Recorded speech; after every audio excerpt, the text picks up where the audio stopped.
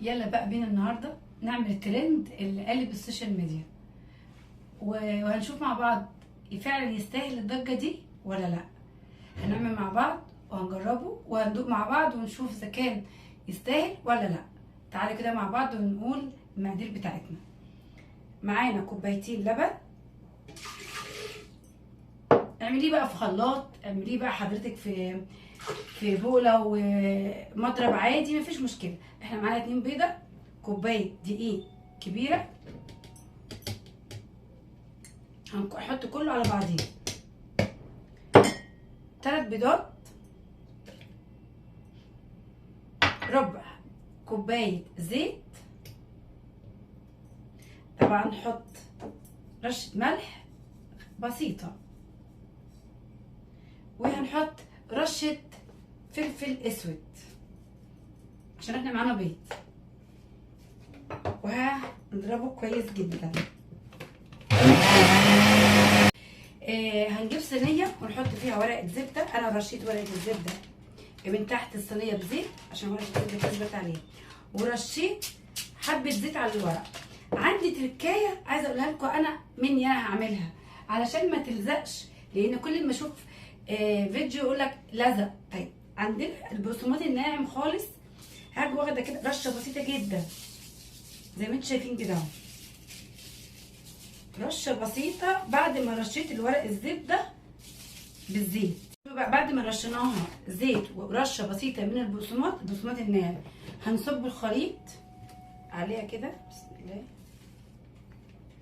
انا متفائله خير صدقوني، يعني انا اول مره هعملها معاكم بس انا متفائله خير. نرجع بس دماغ الحب. شوفوا بقى هنعمل ايه. عندنا هي اتعملت بسلامي بس انا ما هحبش السلامي بصراحه، لا انا ولا عيالي. عندنا فراخ، عندك قطعيها واعمليها، قطعيها تنفع، لانشون تنفع، اي حشوه انت بتحبيها او ولادك بتحبها ولادك بيحبوها اعمليها. عندنا جبنه موزاريلا، نحط كده بقى ايه وظبطيها، يعني ما تستخسريش فيها حاجه. هنحط كده شويه حلوين بس هنخلي بس شويه معايا، هخليهم في الاخر. فلفل اصفر الوان، صدقوني منظرها تحفه، يعني انا اتشجع اقول لكم يعني ان شاء الله هنعملها، اعملوها وظبطوها. فلفل احمر،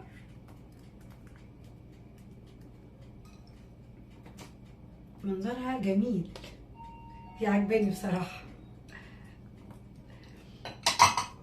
زيتون، انت بقى براحتك، عايزه تحطي بقى زيتون اخضر حطي، زيتون اسود حطي، فلفل اخضر حطي، لانشون، الحشوه اللي تعجبك وتعجب ولادك اعمليها. زي ما قلت لكم قبل كده، اي اكله احنا ممكن نظبطها، اي ست بيت تظبط اي حاجه، اي اكله، يعني مش لازم ترند يبقى الترند نعمله بالحرف، لا زودي عندك، اعملي حاجه. احنا عملنا ايه؟ حطينا الفلفل وحطينا الحاجات اللي احنا هنحط الفراخ.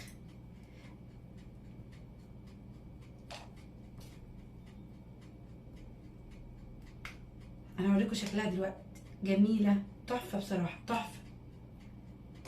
كفايه كده فراخ. انا خليت معايا شويه موزاريلا تاني هحطهم بعد الفراخ.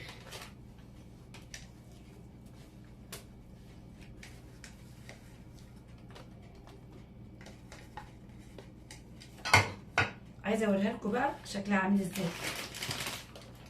شوفوا شكلها عامل ازاي، بصراحه جميله جدا. هنكون مشغلين الفرن على 200 يسخن مده 5 دقايق 10 دقايق، ونحط الصينيه فيها. وبعد شوفوا هي في الفرن، انا حبيت اصورها لكم وهي في الفرن، صدقوني شكلها تحفه. شوفوا يا جماعه الجمال، بعد ما طلعت دلوقتي، بعد ما طلعت من الفرن على طول، شوفها عامله ازاي، بصراحه تحفه تحفه. هتبرد كده ونقطعها واوريها لكم. بقى بعد ما خرجناها من الفرن، شوفوا منظرها عامل ازاي، تحفه تحفه بجد، حلوه. انا ما كنتش متخيله انها تطلع بالمنظر ده وبالحلاوه دي. ممكن نخليها بقى بيتزا، نسميها بيتزا كريب، زي ما تكون. بس عايزه اقول لك هي حلوه فطار غدا عشاء، بصراحه حلوه وسريعه جدا. الناس اللي رايحه مصيف هناك ممكن بالمضرب العادي ونعملها، مش تاخد حاجه، بس حلوه قوي. نطلع لكم بس حته كده منها اهي، حلوه قوي قوي قوي، جميله. لو عجبكم الفيديو والوصفه بتاعتنا، اللي ما عملش لايك يعمل لايك، واللي ما عملش شير يعمل شير، واللي ما اشتركش في القناه يشترك. انا معاكم شيري.